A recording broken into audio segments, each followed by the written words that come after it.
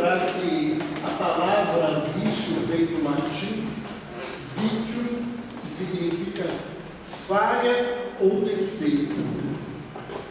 É um hábito repetitivo que degenera ou causa algum prejuízo ao viciado e aos que com ele convivem. Então, quando a gente fala hoje em vício, e o termo em medicina é muito dependência, as dependências são muito mais do que as dependências químicas. E uma das dependências mais graves que a gente tem é a dependência afetiva. São as dependências que a gente cria nas relações, em que a gente fica preso a determinados tipos de condutas e posturas, e essas condutas e posturas ficam mais difíceis de serem vencidas, e o indivíduo não consegue ficar livre daquela relação. Então, para que a gente tenha um vício, ele tem que ter um hábito repetitivo, ele tem que prejudicar a pessoa, e ele tem que, geralmente, ele vai prejudicar as pessoas que convivem. No sentido dessa degeneração, nós temos vícios que degeneram mais do que outros. Então, as pessoas, por exemplo, que fumam, embora causem muito mal para elas, às vezes a degeneração do ponto de vista social é menor. E a gente tem uma droga como o crack, que causa, tem uma outra potência a degenerar socialmente, a transformar o indivíduo marginal, e isso é muito complicado.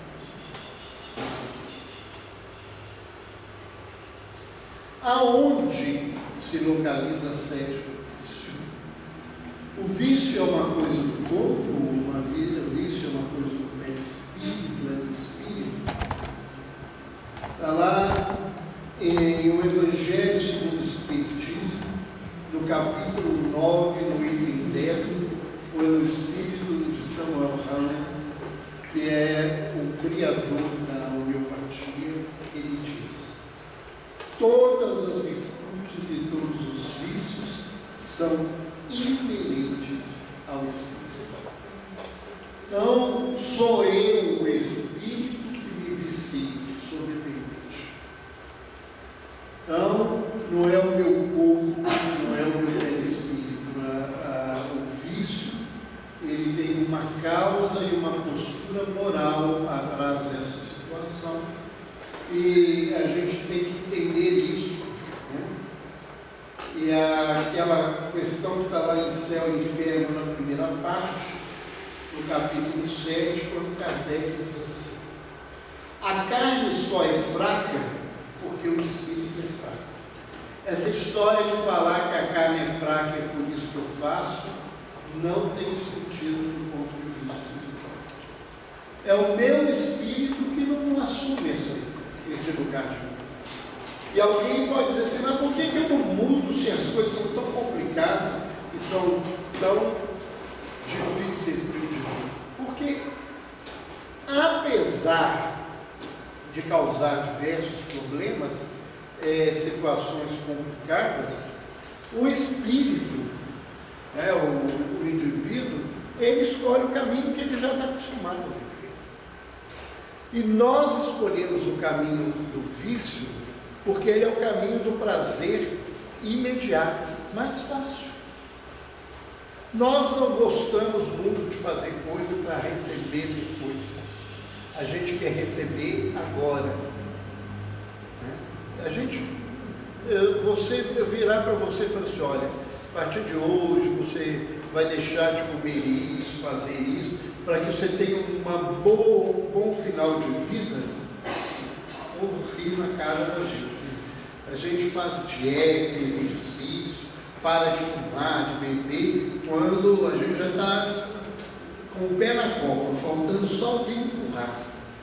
E é essa a nossa preocupação. Então a situação, ela fica muito nesse nível. Então há uma predisposição espiritual para dependência. Ou seja, quem é dependente, e aqui nós estamos falando das dependências químicas, ele é dependente porque ele carrega dentro dele uma predisposição ao vício. Ou seja, ele já nasceu correndo o risco de ser viciado. E é muito interessante que quando a gente nasce com alergia a cigarro, é uma forma que tenta o espírito na sua luta de não chegar perto dele. Quantas vezes a gente tem problemas orgânicos que a bebida, que isso pode prejudicar, para te colocar afastado dessa situação. Mas não resolve. A verdade é essa, que eu não quero. Quero. Aí os outros falam assim, mas não é assim do jeito que o senhor fala, não quero. Porque o indivíduo fala que quer. Ele quer quando ele está com a faca no pescoço. Você tirou a faca, ele volta para o mesmo lugar, que é o lugar mais comum da situação. Então, o que levaria a essa predisposição espiritual? Na pergunta 845 do Livro dos Espíritos, Kardec diz o seguinte: as predisposições instintivas são as do espírito antes de encarnar. Ou seja, eu, quando nasço com uma propensão ao vício, é porque eu já tinha esse vício antes de nascer. Eu já tinha essa cura. E essas predisposições, elas podem nos arrastar à prática de atos repreensíveis, ou seja, de você voltar para a bebida, voltar para o cigarro, voltar para as drogas. E que quando isso acontece, geralmente a gente ainda recebe uma forcinha a mais, ajudando a gente a cair no buraco dos espíritos que têm afinidade com essa situação. E os espíritos de Kardec afirmam que não há arrastamento irreversível. Então eu nasço com a predisposição, mas isso não significa que eu vou ser. Eu nasço com essa predisposição. Ninguém volta na Terra para ser infeliz. A gente volta na Terra para resolver os nossos problemas. Se a gente resolve bem ou mal, isso é uma escolha nossa. É uma situação a qual eu me coloco nesse contexto. Quais são as causas do vício?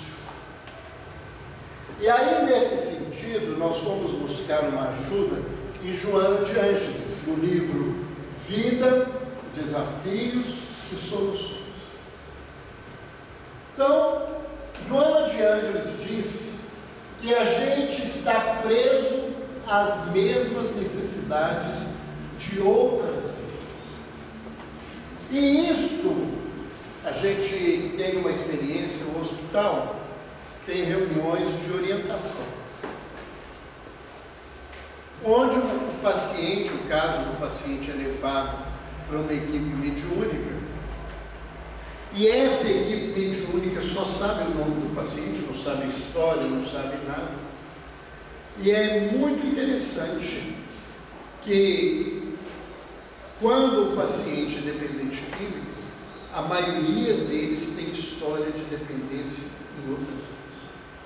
Então, os alcoólatras já são alcoólatras há muito tempo. Eles já gostam de uma há muitas encarnações.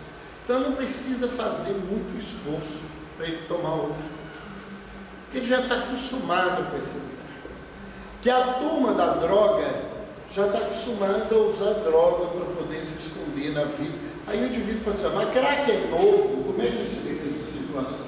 Crack é novo, mas cocaína é antigo. E quantos séculos ou milênios que o homem usa cocaína para respirar, para poder fazer uma coisa, para se sentir bem, sem nem saber o que ele está usando.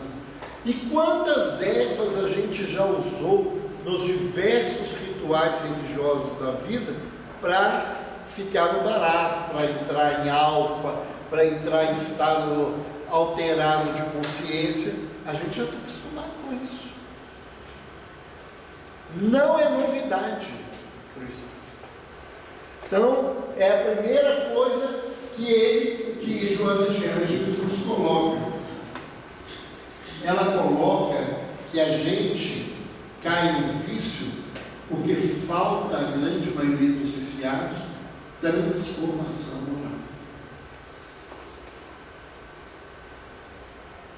O indivíduo não mudou. Intimamente, ele é o mesmo. Como é que ele vai fazer diferente? Ele vai continuar do mesmo jeito. Esse fato, gente, nós só precisamos parar e pensar na vida. De vez em quando eu ouço alguém falando assim, doutor Roberto, eu não mudo, eu não melhoro, eu não sei explicar. Eu toda semana vou sento, eu ouço reunião, eu tomo passe, eu levo a água frutificada para casa, eu estou com o mesmo problema. Eu vou estar assim, para de fazer isso tudo, deve estar pensando para nada. Eu acho que você está precisando arrumar um outro lugar, vai para outra igreja, para outro lugar. Por quê? Eu vou retomar e explicar o que eu quero dizer para vocês. Não adianta eu vir você ouvir. Não adianta eu sentar aqui e o indivíduo falar 1h30 e eu nem ouvi o que ele falou. Se vocês pegarem as pessoas que vêm para a reunião pública e botar um speech público igual eu lá embaixo e virar e perguntar assim, o que você escutou hoje? Ah, falou sobre evangelho. Uma resposta inteligente, né? Não, se não falou sobre evangelho, então está errado. Mas falou sobre o quê? Ah, eu acho que falou de adultério. O que falou de adultério? Se apertar, gente, não vai sair nada. A grande maioria não ouviu nada da sua. Se não é pior, ele ouviu o que nem foi falado. O que ele falou? Ele falou assim: amar aos inimigos. Nem teve essa fala no dia. Ele guardou isso de 500 anos e acho que todo dia fala da mesma coisa. Ele não presta atenção. Então, ele vai e entra ali na cabine de passe. Enquanto alguém está pondo a mão na cabeça dele, ele está pensando assim, mas amanhã de manhã eu tenho que ir para o serviço, eu não posso esquecer de levar essa coisa, o namorado disse que vai encontrar comigo no sábado, que roupa que eu vou vestir, se eu tenho que comprar um vestido. O que adiantou esse passo? Que paciência! A hora que ele toma água frutificada é igual qualquer hora, ele toma, ele não para, e fala assim, olha, eu estou tomando água frutificada, deixa eu aproveitar essa água aqui, e ver se eu absorvo as energias, e parar, fazer uma prece. Então ele faz isso, 500 anos do mesmo jeito, isso não serve para nada não. Se eu estou fazendo isso há 200 anos, e não melhorei, para, porque não está resolvendo, muda. Planta bananeira, joga na loteria, faz qualquer coisa diferente. Mas não adianta você fazer a mesma coisa, porque tem algo errado nisso que você está fazendo. E a grande maioria das pessoas buscam a religião para que a religião resolva o problema dela, e não para que ela busque recursos para resolver o problema dela. Muita gente chega dentro da casa espírita para entregar o obsessor para você, que está lá trabalhando. Ruindade pura, né? Eu entrego o obsessor para você e levo coisa boa. Eu não quero saber desse negócio.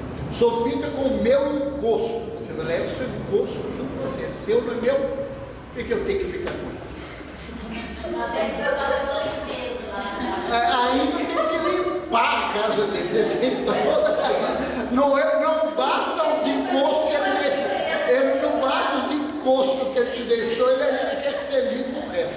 Olha, gente, parece uma brincadeira, mas esse é absurdo. A pessoa vem para cá, aí você vira para ela e fala assim: você é responsável pela sua mudança. Quê? Eu que tenho que mudar. Eu não volto mais nessa casa, não. Eu responsável, eu que tenho que fazer uma coisa. Que porcaria! Esse povo aqui não serve para nada. Que centro fraco que é esse? Por isso que eu vou para uma macumba, que lá pelo menos eles vão resolver essas coisas. Sai pior do que entrou. Hein? Sai pior que entrou. Que saiu pior que entrou, claro, porque o encosto do vizinho foi junto com ele. O vizinho foi mais inteligente, deixou o encosto e ele aí levou o encosto junto com ele. O fato real é que se eu chego, né, eu falo muito isso, os meus pacientes, tanta paciente deprimida é assim, eu não melhorei nada. Eu pergunto assim: você fez exercício? Doutor, eu pensei na academia, eu acho que só o mês que vem que eu vou começar. Você foi na nutricionista para mudar a dieta? Ajuda a melhorar?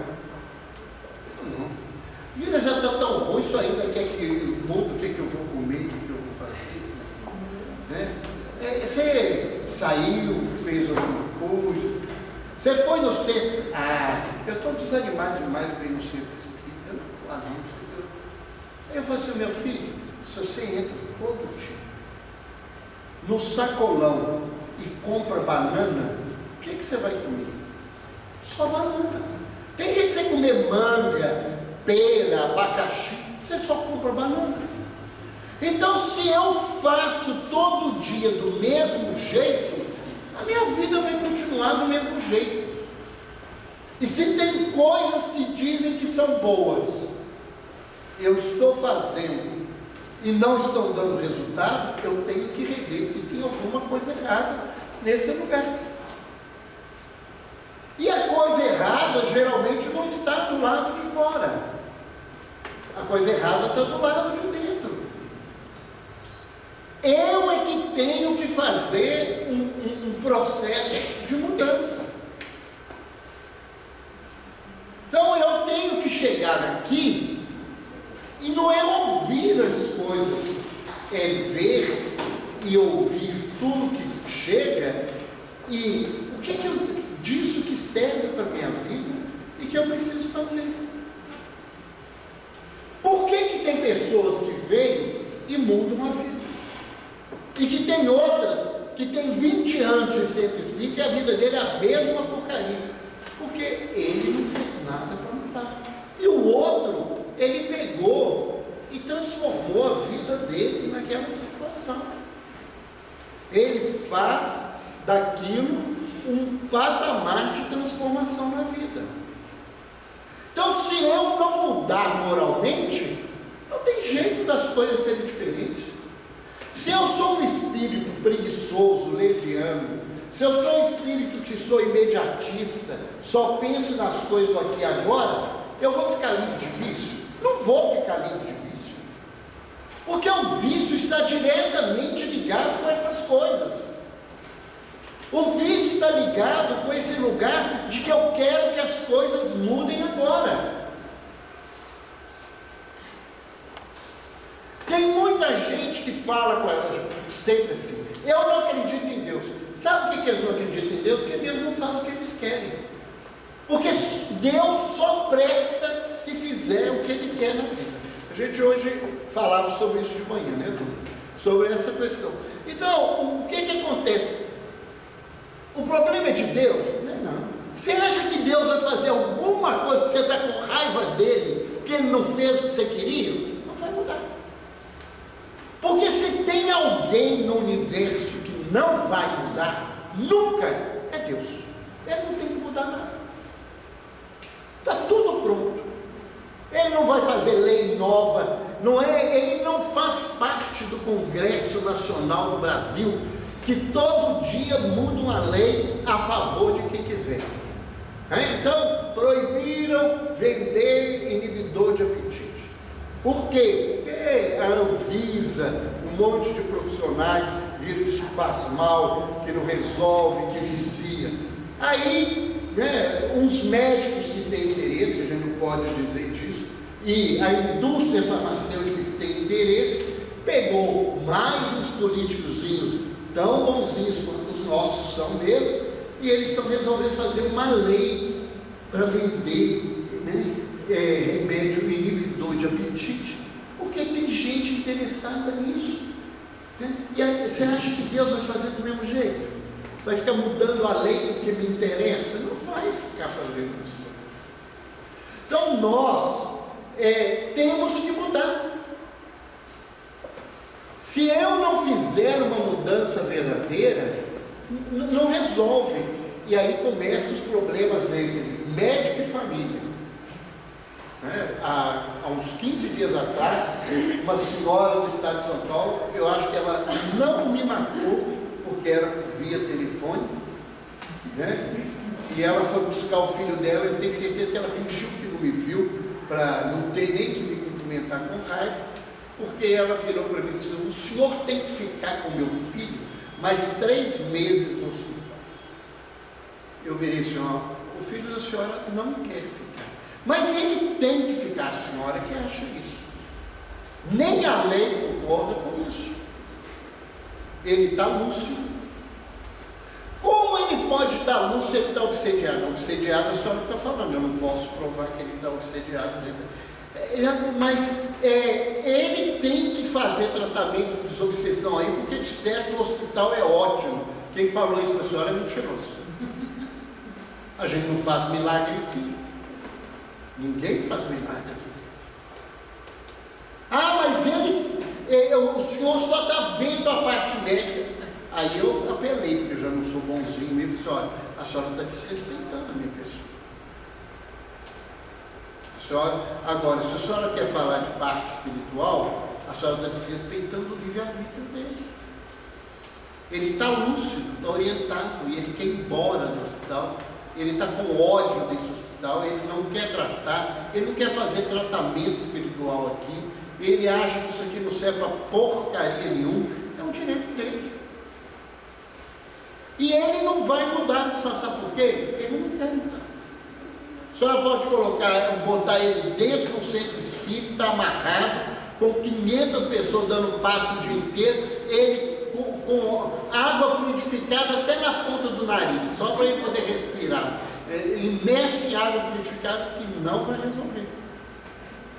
Ele não quer mudar. Então, o grande problema é que as pessoas querem que o viciado faça o que eu quero. E ele só vai mudar o dia que ele quiser mudar. E aí a gente tem que deixar. Olha, não é deixar. Deus não deixa. Quem que a senhora é melhor do que Deus? Todo mundo anda reclamando dessa terrinha, cheio de mata, desmata, rouba, desrouba, corrupção, todo tipo de crime, todo tipo de confusão. Deus está isso. Ele sabe, que existe uma outra coisa, que chama-se tempo de Deus, que na questão religiosa chama em grego kairos. É o tempo de Deus, é o tempo certo. Não sou eu que vou mudar. Ah, mas eu vou deixar meu filho morrer. Deus deixa, o que você não vai deixar? Você não tem nenhuma competência para evitar esse lugar. Você deve fazer da sua parte, mas você não tem como fazer da parte dele. E às vezes a gente tem que julgar a vaquinha embora. Todo mundo aqui conhece a história da vaquinha ou não? Acho que a maioria daqui conhece a história da vaquinha, né? Que é a família, que o mestre foi lá e chegou lá, que a família miserável vivia do leitinho da vaquinha. E eles trataram bem o mestre e o discípulo. E no outro dia de manhã, antes de ir embora, o mestre queria ajudar a família. Foi lá e jogou a vaquinha no abismo e matou a vaquinha. E o discípulo não conseguiu entender. A única coisa que eles tinham para viver era a vaquinha. E o Senhor tirou o que eles tinham para viver. Né? E no ano, né, anos depois, o discípulo voltou lá. E quando chegou lá, custou até descobrir o lugar, porque era uma casa miserável, não tinha nada. Lá estava tudo plantado, uma casa linda, toda arrumada. Né? Ele perguntou: o que aconteceu? Olha, aconteceu que um dia, quando nós levantamos, nós descobrimos que a vaquinha que a gente tinha, ela, por um acidente, deve ter caído no vale, morreu. E aí nós ficamos sem ter o que comer. Então nós tivemos que começar a plantar, fazer isso, fazer coisa diferente. E eles foram melhorando a vida, porque o que todo mundo achava que era a solução da vida, não era a solução da vida. O AA, né, a teoria do AA, eu falo que é uma das coisas mais divinas que a Terra tem. Os 12 passos não é uma obra do homem. Os 12 passos é uma obra da espiritualidade superior, que trouxe para a gente ensinamentos profundos. E eles falam claramente: o indivíduo só vai reconhecer a pequenez dele e a grandeza do ente superior quando ele estiver no fundo do poço. Aí você fala: mas meu filho está no fundo do poço. Não, você vê ele no fundo do poço, mas ele não está no fundo do poço, porque o dia que ele estiver no fundo do poço, ele vai levantar. Porque quem está no fundo do poço não tem jeito de cair mais. O único caminho que ele tem é de voltar, é de subir. Então nós temos que aprender que às vezes eu tenho que dizer não, eu tenho que parar, eu tenho que deixar que a pessoa caia, que ela vá para a cadeia, que ela responda pelos processos, né? Para ela ver o que está acontecendo na vida. E isso não é maldade, é entender que eu tenho limites e que o outro também tem limite. E que enquanto eu estiver fazendo coisas por ele, ele vai acreditar que pode continuar fazendo coisa errada, porque tem alguém para protegê-lo na hora das coisas erradas. Então, esse é um complicador, né? Por quê? Porque Joana de Ângeles nos diz que uma das causas é você estar vinculado às mesmas posturas fisiológicas inferiores, fazendo as mesmas coisas que você fazia. Você bebia antes, continua bebendo. Você usava droga, continua usando. Né? Você é viciado em comer, continua guloso. É um vício. Né? Nós temos vícios complicadíssimos. A gente fala dos vícios, já tem um vício moral que é pior que a maledicência. E a gente não dá conta de parar de falar mal. Quando a gente não fala mal dos outros, a gente fala da gente mesmo. Então, né, o caminho é complicado. Então, como é que aparece o vício na vida da gente? A primeira coisa que acontece, a gente só adoece porque a gente se afasta. O afastamento do amor divino é a primeira coisa. É quando eu desconheço que Deus é Deus e resolvo fazer da vida aquilo que eu quero. E aí eu vou me tornar um egoísta. Nesse caminho, quando eu perco meu chão real, meu chão divino, eu me transformo numa pessoa insegura, porque eu não tenho aonde me colocar. Então eu tenho que buscar uma segurança. E a segurança que eu busco, o único lugar que eu dou conta é de em mim. Então, você vai ver, dentro desse processo, que o egoísmo se constrói nesse lugar. Né? Depois, nesse caminho, o indivíduo faz uma opção pelo ter, pelo poder, pelo prazer, em detrimento do ser. O que eu quero dizer? Que a gente passa a escolher as coisas de fora, sem escolher a coisa real. As pessoas que caminham para o vício, elas estão presas nisso. Elas estão preocupadas em ter, elas estão preocupadas em mandar, elas estão preocupadas em ter prazer, mas elas não estão preocupadas com a sua essência, em ser. E a gente precisa fazer esse trabalho de mudança na nossa vida. Porque muitos de nós estamos nesse lugar aí. Eu não quero ser feliz, eu quero mandar. Quanta gente no movimento espírita vive nesse lugar? Que resolve, a reunião que ele tem é dele, né? Ele não é dirigente, é a reunião da Maria Filha. Ela manda na reunião. E os outros têm que fazer o que ela pensa. Né? Eu quero ter dinheiro. Mas o que adianta ter dinheiro? Ter dinheiro não significa ter felicidade, ter dinheiro não significa ter saúde, ter dinheiro não significa nada mais do que ter dinheiro.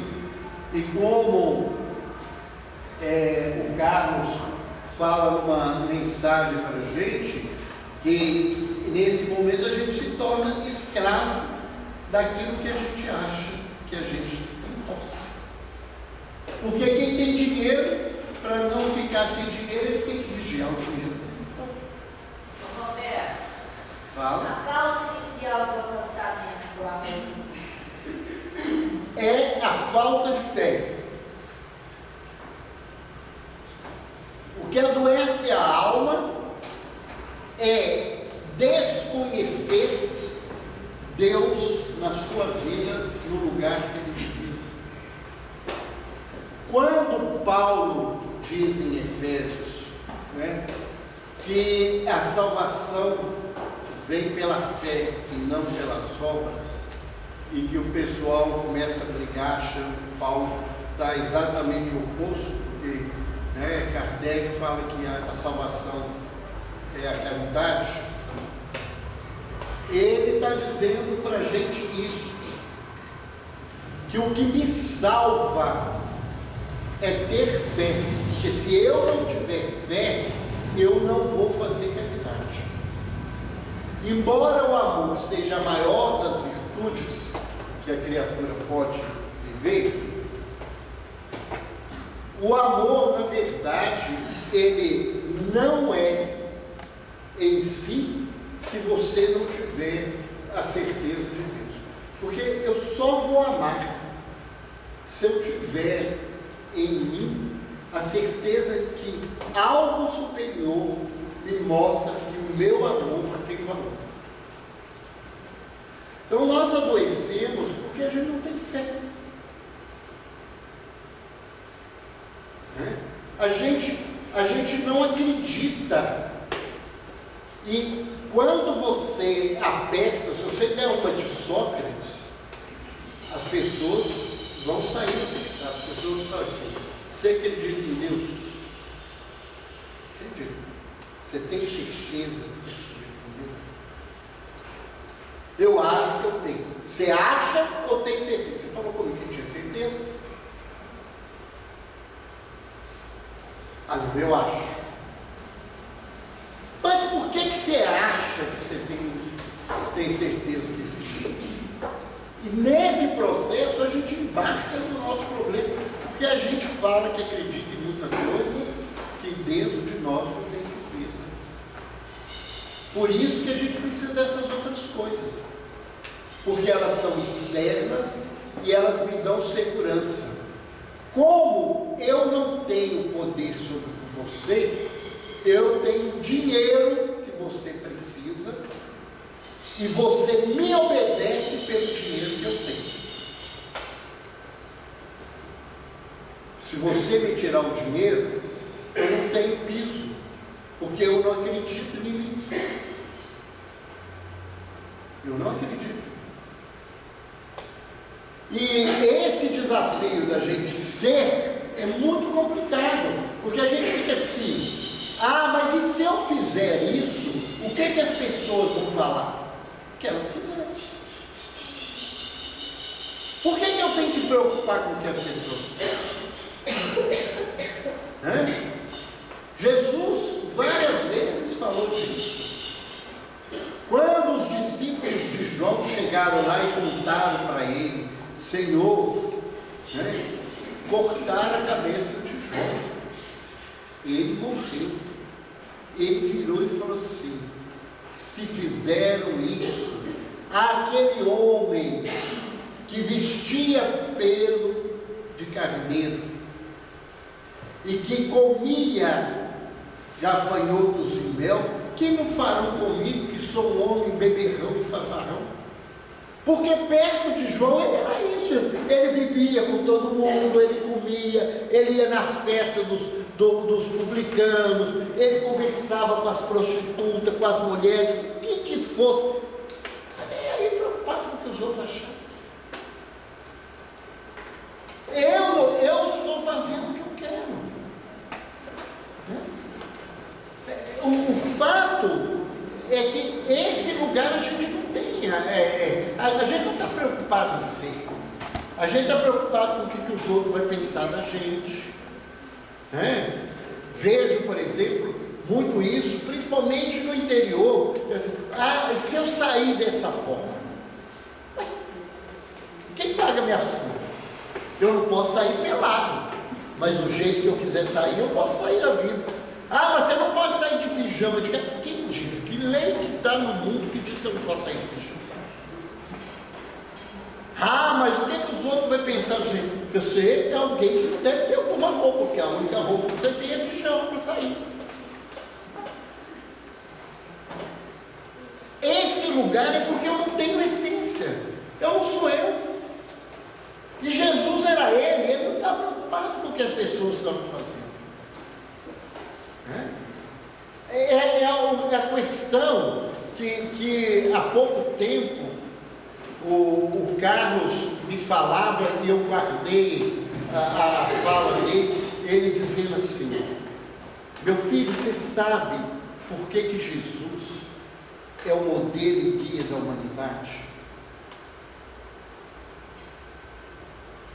Eu pensei assim, a gente ouve isso todo dia, assim, porque ele nos amou, ele falou assim, porque ele deu a vida para nos mostrar o amor dele.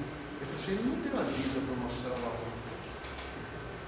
dele. Ele falou assim, olha, muitos deram a vida. E ele virou assim, Sócrates deu a vida para mostrar ao mundo que a verdade que ele acreditava era maior que a verdade que o mundo acreditava.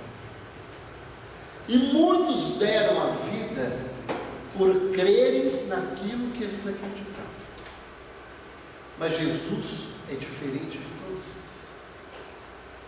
Porque Jesus deu a vida dele, porque ele tinha a certeza que valia a pena fazer aquilo, porque todos os homens serão felizes. Os homens serão felizes. Ou seja, porque ele acreditava em todos nós. Ele acreditava no potencial que mora em toda a humanidade. Então, o que ele fez era um testemunho de fé, que acreditando que todos nós podemos mudar esse mundo. Mas nós não acreditamos nisso. E a gente vive morrendo nesse lugar. E aí, nessa caminhada, como eu não tenho nada dentro de mim, eu tenho que buscar alguma coisa fora. Como eu não acredito que eu sou o que eu sou, eu tenho que vestir bonito, eu tenho que botar joias, eu tenho que ficar refazendo as correções, botar botox, fio de ouro, puxar aqui, puxar colar, porque eu tenho que ficar bonito. Eu não posso ficar velho, eu não posso fazer as coisas do jeito que eu quero, da forma que eu acredito, né? Não no sentido de fazer o mal, mas no sentido de fazer dentro da dignidade daquilo que eu acredito.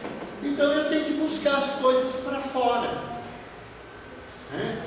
Então tem gente que passa a vida inteira fazendo coleção de diploma, porque ele não acredita nele. Então ele precisa ser formado, mestrado, doutorado, pós-doutorado, não sei o que mais. Ele vai juntando um monte de coisa na vida dele, porque ele tem que mostrar para o mundo, né? Não estou falando de quem tem que trabalhar e querer ser e exige isso. Tem gente que passa a vida inteira formando e faz questão de dizer essas coisas, de ter que dizer assim: ó, eu sou amigo do Aécio Neves, o Lula já almoçou na minha casa, o Pelé é amigo da minha família, porque eu não tenho nada, então eu tenho que fazer fé com aquilo que é do outro. Então nós, né, como nós não temos por dentro, a gente busca lá fora. Então, como eu não tenho felicidade, eu busco felicidade na cachaça, eu busco felicidade no cigarro, eu busco felicidade na droga, eu busco felicidade em comer muito, eu busco felicidade no outro. Então eu não posso perder a namorada, o namorado, o marido, a esposa, porque senão eu não vou ser feliz, porque a minha felicidade está lá, não está em mim. Isso cria uma dependência que a gente chama aqui de primitiva ou espiritual.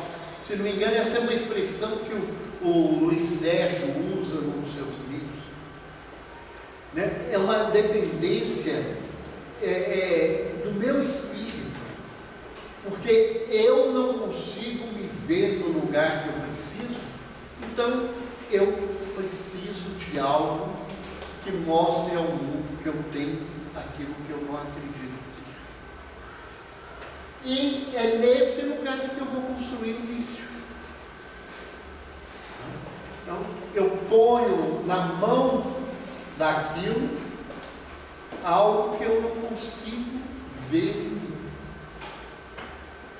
Porque a minha vida interna, né, quando eu olho para mim, eu não acredito na minha pessoa. Eu não acredito que eu sou capaz. Eu não acredito que eu posso ser feliz, né? Eu não tenho essa crença que Jesus teve, né, de que valia a pena fazer aquilo, porque aquilo, né, transformaria toda a humanidade. Ele não fez aquilo para ninguém achar que ele era ótimo, maravilhoso, que ele era um modelo e guia. Para ele, se você achar que ele é modelo e guia, não tem problema. Se você acha que modelo e guia é Alá, está ótimo. Se você achar que é Buda, está maravilhoso. Se você achar que é a pedra que está lá, não tem problema. Para ele não é problema. O problema é para nós, né? Ele convivia com quem fosse, da maneira que fosse, do jeito que precisava, né? Então, o que acontece nesses vícios? Os vícios químicos, eles lentificam as funções psíquicas e empobrecem o conteúdo do pensamento. Quanto mais viciado você fica, o que você fala? Só do vício. Na ala, no hospital, tem uma ala que é só para paciente dependente químico masculino. eles falam 24 horas por dia só de droga. Aonde você encontra droga, como é que você usa droga melhor, aonde você compra droga mais barata em Belo Horizonte, o que você pode fazer. Eles só pensam nisso.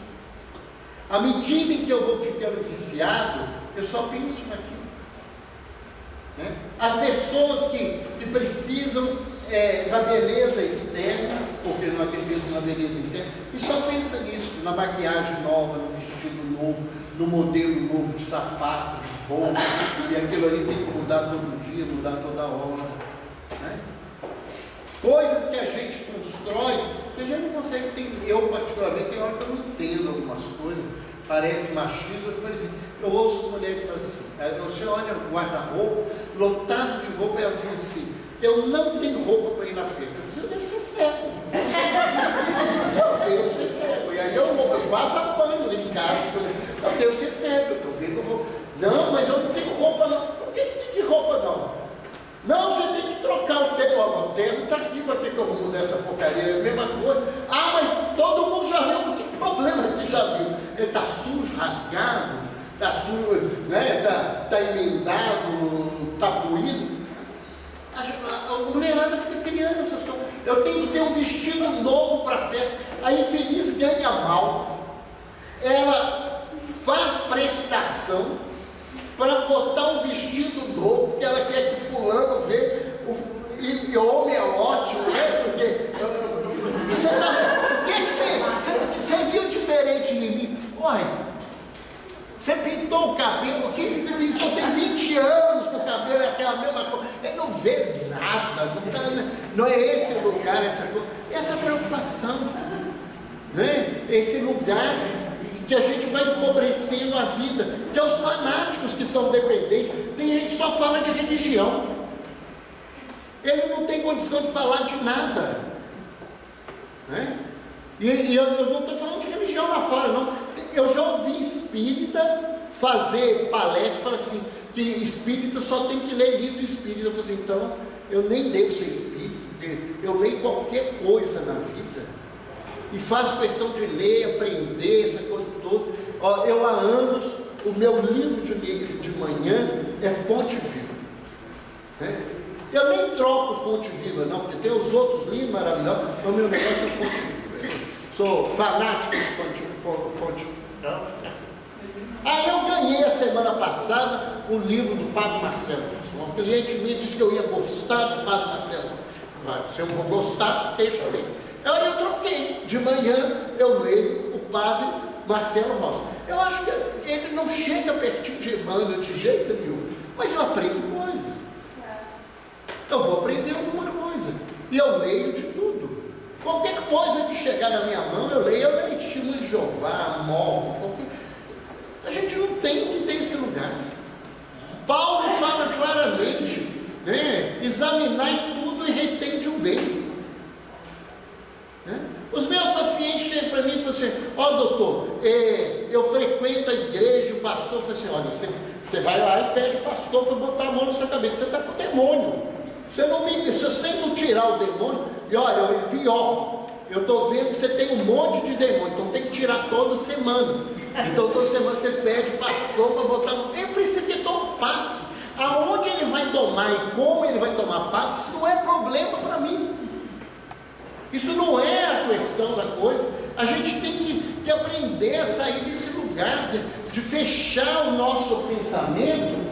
E porque empobrece, o indivíduo só pensa naquilo. Aí tudo é assim, é tudo obsessor.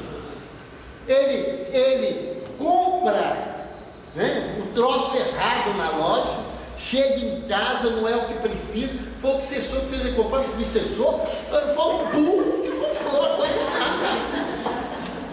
Aí o indivíduo, ele anda sem olhar para os lados, nem para baixo. Ele tropeça na pedra, arrebenta o dedo, foi o obsessor que fez ele tropeçar. Nada, ele não tem atenção nas coisas e fica culpando porque a cabeça fica nesse lugarzinho.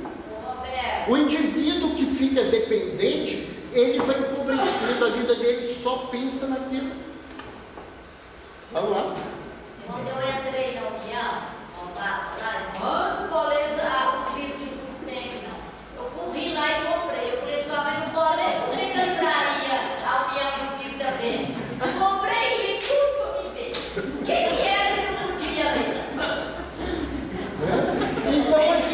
ter cuidado com esse lugar, porque uma marca da dependência do vício é esse empobrecimento da mente.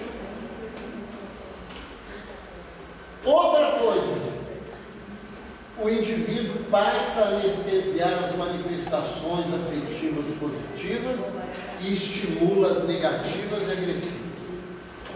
O indivíduo passa a se negar a viver as coisas boas e ele fica agressivo e só vê a vida no negativo e só vive preso naquilo que é negativo. É outra coisa complicada. Mais uma coisa lá, ó. Ele deturpa as percepções cognitivas, o vício químico estimula as ideias perceptórias e as alucinações. Aí o povo fala que é obsessor. Não, a cabeça está pirada, o cérebro não está funcionando direito e começa a ver o que ele constrói dentro da cabeça dele. Pode ter evidência? Pode ter ação de obsessor? Pode, mas é o cérebro dele que está O sabendo. médico pode enxergar isso também e achar que é obsessor, né? Então, o que acontece com o viciado? Ele começa a entender errado as coisas que você diz, interpretar errado. Quem tem independente químico em casa sabe disso. Você fala uma coisa, ele interpreta outra, sai brigando, xingando. Não foi o que você falou, não foi o que você disse. Ele começa a achar que todo mundo persegue ele, ele começa a achar que tudo está ruim, que o mundo está se perseguindo. E ainda, por exemplo, cocaína e crack faz muito disso.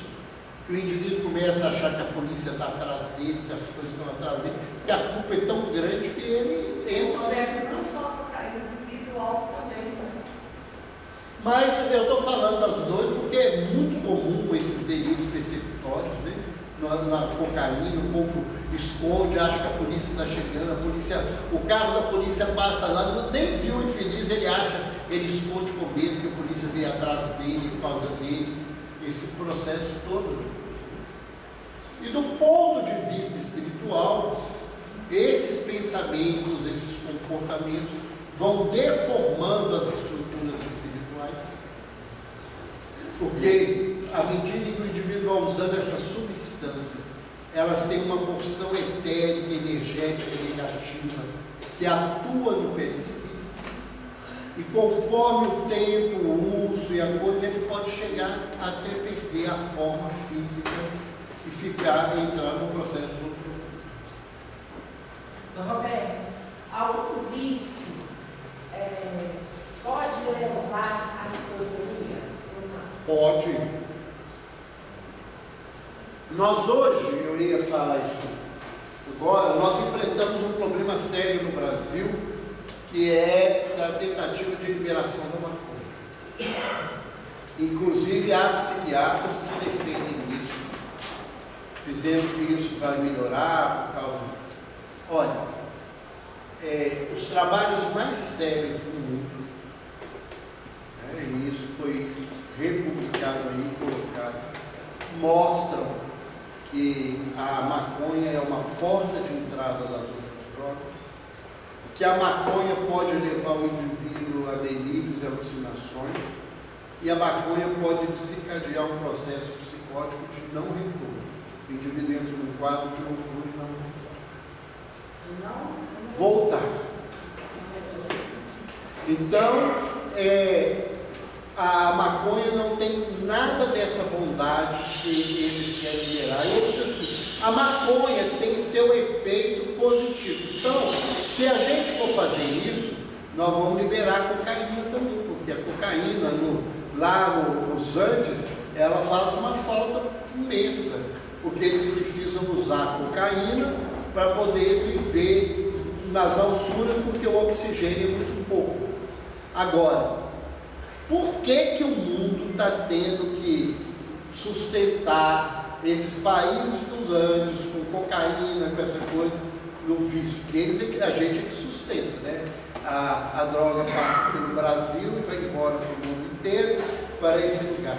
Porque, né, muitos de nós, vindo da Espanha, daquele monte de Quando descobrimos que os índios precisavam daquilo e que aquilo estimulava a força de trabalho, estimulamos o uso da cocaína naqueles índios de maior quantidade, para que eles produzissem e tirassem prata e ouro para se levar para a Europa. Então hoje o povo está pagando aquilo que eles fizeram. Que não é só isso, porque os ingleses, os franceses, os holandeses estimularam o uso da heroína, das coisas todas do ópio, lá na Ásia, na África do Norte, naquela região toda, e estão tendo que pagar tudo isso que fizeram, porque não tem nada que nós fazemos na vida que a gente não tem que reparar os erros que nós fizemos na nossa vida. Então, esse negócio de liberar a maconha, né, isso tem um interesse por trás desse lugar, e em nenhum país que as drogas foram liberadas melhorou a condição dos pacientes. Na verdade, isso não existe. A Holanda revê o seu processo, Portugal está revendo, a Itália já revê. Por quê? Porque não adianta liberar o uso achando que a gente vai acabar com o vício. Porque no Brasil é liberado o álcool e o tabaco, que são as duas drogas que mais matam e mais adoecem e mais fazem mal no mundo. Não precisa de tráfico, não precisa de nada, e isso só estimula e ajuda o uso dessas duas drogas na situação. Qual que é a principal ação terapêutica? É prevenção. O único jeito da gente verdadeiramente combater é com educação e processo de prevenção. É não usar. Porque a gente não sabe quem vai usar e que tem dependência, que tem propensão, que tem essas coisas. Tem gente que bebeu a vida inteira, 80 anos, todo dia uma pinguinha na hora do almoço e nunca passou da pinguinha. Mas tem gente que depois de uma pinguinha virou duas, virou uma garrafa, virou um engradado na vida.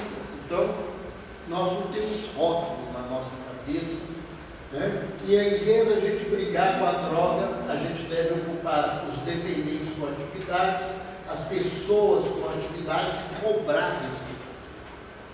Não adianta eu colocar meu filho, independente de ser dependente, na escola de inglês, no balé, na natação, para ocupar um tempo. Eu tenho que cobrar resultado. Você está na natação, tem que aprender, né? Você está estudando inglês, você tem que tirar nota boa, mostrar resultados. Você está fazendo balé, você tem que mostrar as coisas, porque é assim que muda. Não adianta só colocar os outros para ocupar tempo, não. Tem que buscar resultados, né? E a prevenção, ela caminha desse jeito, né?